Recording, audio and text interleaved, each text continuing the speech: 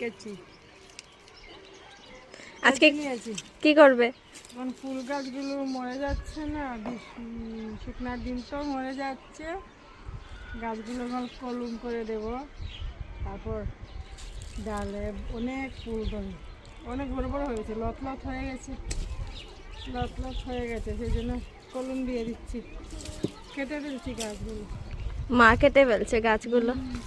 এইভাবে কলম দিলে ভালো হয়, সুন্দর হয়, বেজান বট গাছের মতো ছাতা ধরবে আর ফুলও ধরবে, দেখতে ভীষণ ভালো লাগে।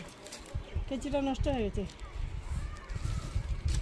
কাটছে, ভালোই কাটছে, সেই যে দেখে না কেঁচিটা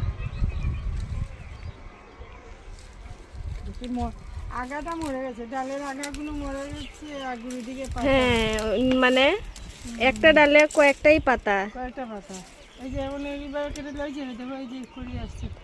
হ্যাঁ হ্যাঁ হ্যাঁ, পাশে এসে দেখো না, এই যে দেখো। ওহো, আগেও করেছিলে?